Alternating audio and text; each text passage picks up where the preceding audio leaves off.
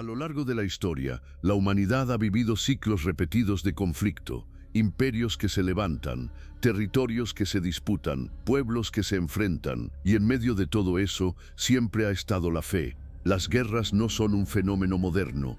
Desde las antiguas civilizaciones del Medio Oriente hasta los grandes imperios de la antigüedad, los conflictos han marcado generaciones enteras.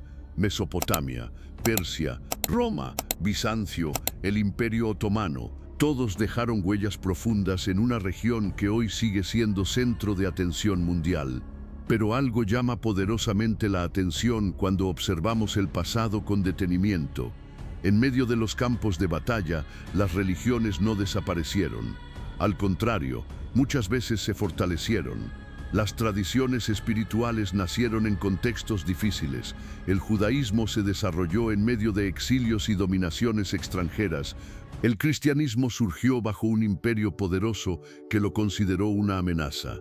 El Islam emergió en una región marcada por disputas tribales, comercio intenso y transformaciones sociales profundas. La fe no nació en la comodidad, nació en la tensión. Y quizás por eso, cuando la guerra aparece, las religiones no solo ofrecen respuestas teológicas, ofrecen consuelo, orientación moral y sentido. En los momentos más oscuros, las personas no buscan primero estrategias políticas, buscan significado, buscan esperanza, buscan algo que les recuerde que el sufrimiento no es el final de la historia. Hoy, cuando el Medio Oriente vuelve a vivir tensiones, conflictos y crisis humanitarias, la pregunta no es solamente geopolítica, es profundamente humana.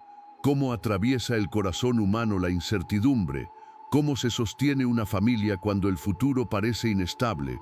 ¿Cómo se mantiene la dignidad cuando el miedo se convierte en ambiente constante? Los textos sagrados de distintas tradiciones hablan de justicia, compasión y responsabilidad moral incluso en tiempos de conflicto.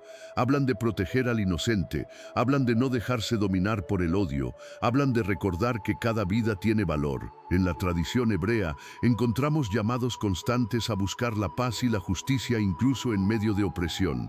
En el cristianismo se repite una enseñanza radical, amar incluso cuando el contexto invita a odiar. En el Islam, la noción de misericordia ocupa un lugar central en la comprensión de Dios y en la ética hacia los demás. Estas tradiciones nacieron en contextos reales de conflicto. No ignoraban la guerra, la conocían profundamente, pero la diferencia está en que no la presentaban como ideal. La reconocían como parte de la condición humana, pero apuntaban hacia algo más alto, apuntaban hacia la reconciliación. A lo largo de los siglos, mientras imperios caían, monasterios copiaban manuscritos. Mientras ciudades eran destruidas, comunidades pequeñas seguían reuniéndose en oración. Mientras líderes discutían poder, familias transmitían valores espirituales a la siguiente generación. La historia demuestra algo poderoso. Los imperios se sostienen por fuerza, la fe se sostiene por convicción, y la convicción puede atravesar siglos. El Medio Oriente es una tierra compleja. Es cuna de civilizaciones, comercio, ciencia y espiritualidad. Es una región donde la religión no es un elemento secundario, sino parte central de la identidad cultural. Cuando surgen tensiones allí, no solo se enfrentan intereses políticos, se enfrentan narrativas históricas, memorias colectivas y sensibilidades espirituales profundas. Por eso, cualquier reflexión seria sobre los conflictos en esa región debe incluir la dimensión espiritual, no como herramienta de división, sino como posible puente. En tiempos de guerra, las religiones han servido como refugio emocional, no porque eliminen el dolor, sino porque le dan contexto.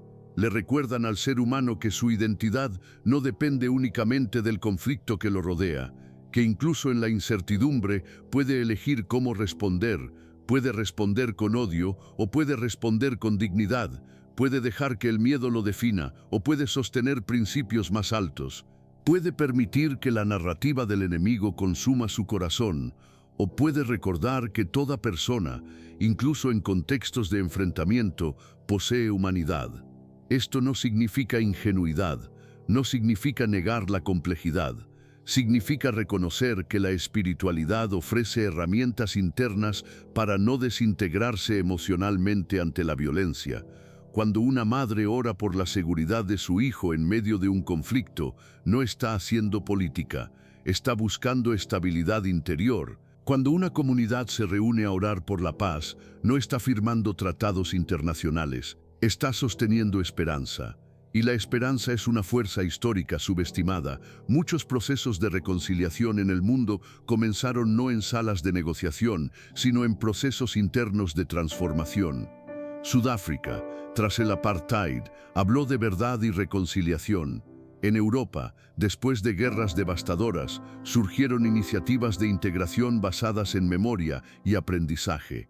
En múltiples contextos, líderes espirituales han desempeñado papeles clave en abrir espacios de diálogo. La fe no detiene automáticamente una guerra, pero sí transforma la forma en que las personas atraviesan el conflicto, y eso cambia generaciones. Cuando miramos el Medio Oriente hoy, vemos una región donde la tensión parece repetirse, pero también vemos algo más. Vemos comunidades que siguen educando a sus hijos, vemos líderes religiosos que llaman a la moderación, vemos organizaciones humanitarias inspiradas por principios espirituales, vemos personas que, a pesar del miedo, eligen no dejar que el resentimiento sea su identidad. Eso es profundamente significativo. La espiritualidad no es una solución mágica, es una disciplina interior, un entrenamiento del corazón. Es aprender a sostener calma cuando el entorno se vuelve inestable. Es recordar que la dignidad humana no se negocia. Es comprender que la historia es larga y que ningún momento de violencia define por completo el destino de una civilización. La pregunta no es si existirán conflictos. La pregunta es qué valores sobrevivirán a ellos. Si algo nos enseña la historia, es que la violencia nunca ha sido el capítulo final. Siempre hay reconstrucción, siempre hay memoria, siempre hay enseñanza, y muchas veces esa enseñanza viene precisamente de la fe. En momentos de tensión global, podemos sentirnos pequeños, podemos pensar que no tenemos control, pero la historia muestra que los cambios más profundos no siempre comienzan en palacios, comienzan en hogares, en decisiones individuales, en comunidades que eligen no renunciar a sus principios. Hoy quizás no podamos resolver tensiones internacionales, pero sí podemos decidir cómo respondemos emocional y espiritualmente. Podemos elegir informarnos sin dejarnos dominar por el pánico. Podemos elegir empatía por las víctimas sin caer en discursos de odio. Podemos elegir diálogo en nuestros espacios cercanos. Podemos elegir recordar que detrás de cada titular hay seres humanos reales. La historia demuestra que las armas pueden imponer silencio, pero solo los valores pueden construir futuro. Y en medio del ruido del mundo, la fe sigue susurrando lo mismo que ha susurrado durante siglos, que la dignidad humana importa, que incluso en territorios marcados por conflicto, la espiritualidad puede ser fuente de estabilidad interior. Que la reconciliación no es ingenua, es valiente, que la esperanza no desaparece incluso cuando todo parece inestable.